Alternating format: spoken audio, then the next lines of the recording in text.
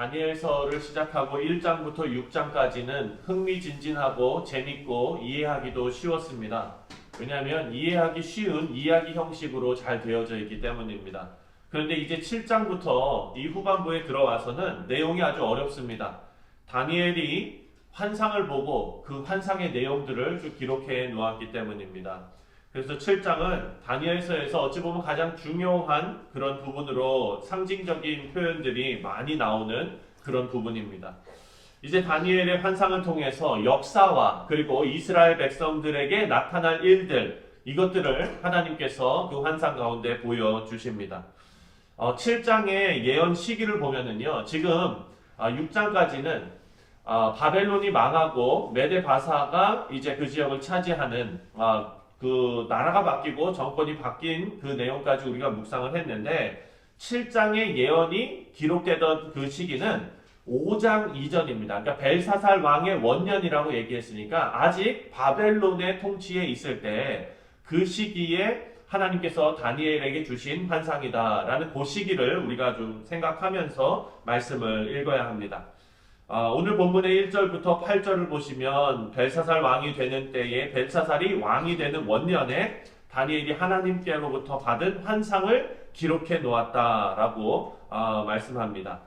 그런데 그 환상에 큰 바람이 일어나고 큰 바다 위로 강하게 바람이 불면서 파도를 막 일으키는 거예요. 그리고 거기에 4마리의 짐승이 나타납니다. 먼저 4절을 보시면 독수리 날개를 가진 사자 같은 것이 나오고요. 그리고 5절을 보시면 새 갈빗대를 물고 있는 곰이 나옵니다. 또 6절을 보시면 머리가 내시고 등에 날개 4개가 있는 표범이 나오고요. 그리고 7절에는 머리에 뿔이 10개가 있는 짐승이 나옵니다. 근데 마지막 4번째 뿔이 10개가 있는 짐승은 매우 강성했다. 다른 짐승들과 달랐다. 이렇게 기록하고 있습니다. 지금 살펴본 이 4 짐승은요. 우리가 다니엘서 2장을 살펴봤을 때 그때 느부갓네살 왕이 꾼 꿈, 그 꿈에 등장하는 형상과 비교하면서 이 형상 짐승을 우리가 살펴보아야 합니다.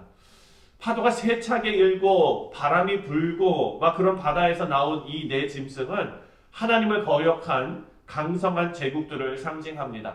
이것은 이제 우리가 내일 묵상할 때 그 꿈에 대한 해석을 우리가 그 성경에서 찾아볼 수가 있습니다. 성경의 그 꿈을 해석해 놓았기 때문입니다. 근데 2장에서는 그런 제국들이 금으로 만들어진 머리, 그리고 은으로 만들어진 가슴과 팔, 그리고 청동으로 만들어진 배와 넓적다리, 철로 만들어진 종아리, 뭐 이런 식으로 표현이 됐는데 7장에서는 이런 제국들이 정말 기괴하고 우리가 한 번도 보지도 못한 그런 짐승으로 상징되어져 있습니다.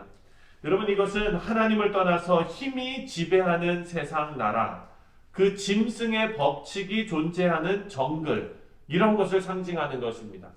여러분, 우리가 정말 인간의 어떤 지성과 이성과 그리고 어떤 도덕성이 결여된 그런 세상을 보면은 뭐라고 표현하냐면 정글과 같은 그런 세상이다, 이런 표현을 합니다. 왜 정글과 같다고 표현했을까요? 짐승들의 본능에 의해서 힘이 지배하는 그런 세계이기 때문에 우리가 정글과 같다라고 이야기합니다. 그 짐승의 법칙이 다스리던 나라가 바로 그런 나라였습니다. 자기들은 강성하다고 얘기하지만 힘으로 짓누르는, 죽이고 힘 있는 자가 뺏어오는 그런 나라였기 때문에 이런 짐승의 상징이 그곳에 나타난 것입니다. 하지만 9절과 10절을 보면은요, 이 4 짐승을 심판하는 내용이 나옵니다. 우리 9절과 10절을 다시 한번 읽겠습니다. 9절, 10절 시작. 내가 보니 왕자가 놓이고 옛적부터 항상 계신 이가 좌정하셨는데 그의 옷은 희기가 눈 같고 그의 머리털은 깨끗한 양의 털 같고 그의 보좌는 불꽃이요 그의 바퀴는 타오르는 불이며 불이 강처럼 흘러 그의 앞에서 나오며 그를 섬기는 자는 천천히요 그 앞에 오셔 선 자는 만만이며 심판을 베푸는데 책들이 펴 놓였더라. 아멘.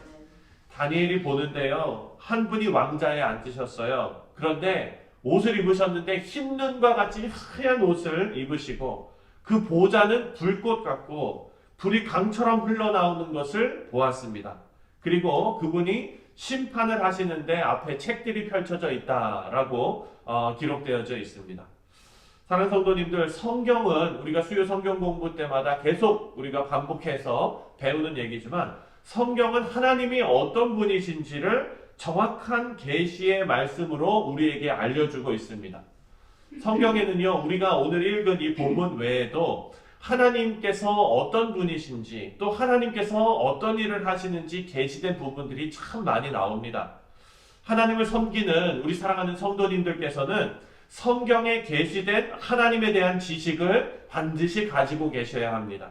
오늘 본문에서 계시된 하나님께서는 영원부터 계신 만군의 왕이라고 그렇게 우리에게 알려주고 있습니다. 그리고 하나님께서는 거룩하시고 공의로운 심판을 베푸시는 심판주이십니다. 우리가 하나님을 다 알 수 없습니다. 왜냐하면 우리 인간은요, 유한한 존재이기 때문에 무한하신 하나님을 이해한다는 것은 거의 불가능한 일입니다. 한번 생각해 보십시오. 하나님께서 우주를 만드셨을 때 어떻게 만드셨습니까? 말씀으로 만드셨어요. 하나님께서는 너무나 쉽게 말씀으로 만드신 거예요. 하나님께서 우주를 창조하시는데 뭐 힘을 내서 뭐 빛이 있으라 이렇게 만드신 거 아니에요. 하나님 그냥 빛이 있으라 하신 거예요. 그래서 빛이 있고 지금 저 은하계가 있고 우리는요, 인간은 아무리 과학기술이 지금 발달된 시대에 살고 있어도 하나님께서 창조하신 우주를 다 보지도 못했어요. 지금 가보지도 못하고 보지도 못하고 알지도 못했어요. 아니 뭐 우주까지 갈 것도 없습니다. 여러분들께서 지금 사용하고 계시는 여러분의 몸, 여러분 우리는 피를 못 만들어요. 그래서 헌혈차가 계속 그냥 블러드 드라이브를 하지 않습니까? 여러분의 그 혈관 있잖아요. 그 혈관을 과학기술로 만들 수가 없어요. 그래서 여러분 그 혈관 찾아가지고 그 주사바늘 꽂는 게 그렇게 어렵지 않습니까? 사랑하는 성도님들, 우리 몸도 하나님께서 그렇게 쉽게 만드셨는데 그것을 우리는 과학기술로 다 알지도 못하는 존재라는 거예요. 그렇다면 하나님의 그 창조의 역사와 하나님을 어떻게 알 수 있습니까? 우리가 다만 하나님을 알 수 있는 것은 하나님께서 말씀으로 계시해 주신 만큼 하나님을 알 수 있습니다. 사랑하는 성도님들, 하나님의 말씀이 깨달아지고 그리고 그것이 여러분이 하나님을 아는 지식으로 여러분에게 다가온 것은 은혜인 줄 믿으시기 바랍니다. 네. 우리가 하나님께서 거룩하신 분임을 말씀을 통해 알 수 있습니다. 그리고 우리가 그 말씀을 통해 하나님의 거룩이 깨달아졌을 때 우리도 거룩하기 위하여 힘쓰게 됩니다. 하나님께서 심판자가 되심을 오늘 말씀을 통해서 우리가 계시되어 알게 되었을 때 우리는 종말을 준비하며 내일의 삶을 하나님을 경외하며 살게 되는 것입니다. 그래서 여러분, 하나님을 아는 지식이 이래서 우리 신앙생활에 너무나 중요한 것입니다. 하나님을 아는 지식과 하나님을 믿는 믿음이 우리 사랑하는 뉴욕 성실장로교회 모든 성도님들께 풍성하게 임하시기를 주님의 이름으로 축원드립니다. 12절을 보면은요, 남은 짐승에 대한 말씀이 나옵니다. 12절을 읽겠습니다. 시작. 그 남은 짐승들은 그의 권세를 빼앗겼으나 그 생명은 보존되어 정한 시기가 이르기를 기다리게 되었더라. 아멘. 여기에 나오는 남은 짐승은요, 바벨론과 메데 바사 그리고 헬라 그리스가 망한 것을 상징하는 그런 것입니다. 이들은 정한 시간 동안 생명이 보존되었다라고 기록하고 있습니다. 사랑하는 성도님들, 하나님을 대적하는 교만한 나라들이 정한 시간 동안만 보존된 것이, 여러분 그것이 산 것입니까? 죽은 것입니까? 정한 시간만큼만 보존된 거예요. 그들은 죽은 자들과 마찬가지이다라는 의미입니다. 오늘 말씀에 망한 짐승들이 죽을 날만 기다리면서 죄악으로 자기 살을 찌우고 있는 그런 인생. 사랑하는 성도님들, 이것은 죽은 인생입니다. 망한 인생입니다. 하지만 오늘 말씀은 우리에게 심판날을 준비하라고 경고하고 있습니다. 우리에게는요, 여러분, 정한 기한까지만 그냥 보존되는 인생이 아니라 참된 생명이 우리에게 존재하는 성도님인 것을 여러분 믿으시기 바랍니다.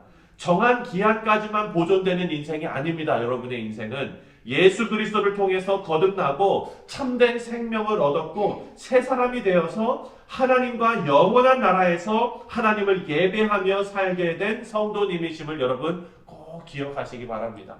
그렇다면 여러분 오늘 우리가 어떻게 살아야 될까요? 우리는 참된 생명을 가진 자라는 복음이 우리에게 들려졌는데 이제 우리는 어떻게 살아야 될까요? 우리는 구별되게 살아야죠. 정한 기간 동안만 그냥 살고 죽을 수밖에 없는 그런 인생이 아니라 참되고 복된 인생이 어떤 것인지 우리는 이제 살아내야 합니다. 그것을 여러분 어떻게 사시겠습니까? 성경에 여러분 어떻게 살아야 될지가 우리에게 나와 있어요. 거룩한 존재로 하나님을 찬양하며 사는 것은 당연한 일입니다. 하나님의 거룩이 여러분의 하시는 일에 나타나시기를 주님의 이름으로 축원드립니다. 가정에서도 거룩이 나타나고요. 직장에서도 거룩이 나타나고 교회에서도 거룩이 나타나야 합니다. 교회가 여러분 짐승이 그 힘의 논리로 지배하고 있는 그런 정글과 같은 교회가 되면 안 됩니다. 교회는 생명을 가진 사람들이 모여있는 성도들이 모여있는 하나님의 영광이 나타나는 거룩이 넘쳐나는 그런 교회가 되시기를 주님의 이름으로 축원드립니다. 교회뿐만 아니라 여러분의 직장과 여러분의 가정도 마찬가지고요. 그리고 여러분의 자녀가 가는 학교도 마찬가지입니다. 이 모든 것에 참 생명을 가진 자가 어떻게 빛을 발하는지 이 세상에 증명해 내시는 우리 사랑하는 성도님들 다 되시기를 주님의 이름으로 축원합니다.